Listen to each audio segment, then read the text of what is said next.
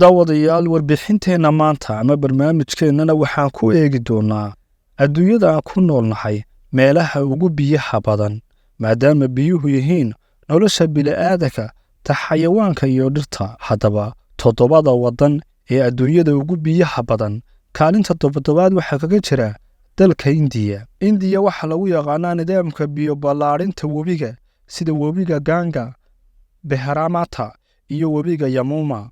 si la mid ah harooyinka waaweyn iyo xeebaha dhaadheer ee badweynta Hindiya ayuu dalkani biyaha ugu badan ka helaa. dalka China ayaa kaalinta 6aad kaga jira dalalka adduunyada oo dhan ugu biyaha badan. China sidoo kale waxa uu leeyahay webiyo waaweyn sida webiga Yangtze iyo webiga Huruda ee loo yaqaano Yellow River. si la mid ah waxa uu leeyahay harooyin iyo xeebo dhaadheer kuwaasi oo dhaca badweynta Pacifica. kaalinta 5aad ee dalka adduunyada ugu biyaha badanna waxaa ku jira dalka Indonesia. Indonesia waa dal ka kooban jasiirado badan oo leh kaydka biyaha macaan ee la cabbi karo, taas oo ka kooban kumanaan jasiirado, webiyo iyo xeebo cajiib ah. kaalinta 4aad ee dalka adduunyada ugu biyaha badanna waxaa ku jira dalka Maraykanka.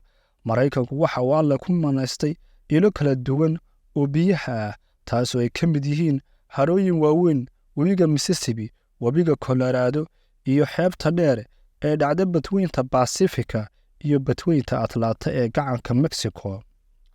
kaalinta 3aad ee dalka ugu biyaha badan adduunyadana waxaa ku jira dalka Canada. Canada waxa ay qani ku tahay ilaha laga helo biyaha macaan ee la cabbi karo, taasoo ay ku jiraan harooyin badan sida harooyinka waaweyn ee lagu magacaabo Great Lakes iyo webiyo badan. sidoo kale Canada waxa ay leedahay xeebo dhacda waqooyiga. kaalinta 2aad ee dalka adduunyada oo dhan ugu biyaha badanna waxaa ku jira dalka Ruushka.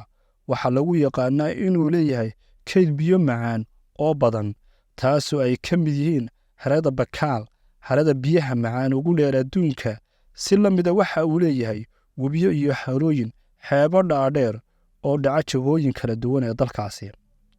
haddaba daawade, ma taqaanaa dalka adduunyada kaalinta 1aad kaga jira ee ugu biyaha badan? kommentiga ama xagga hoose noogu soo qor haddii aad garanayso si aan uga faa'iidaysano.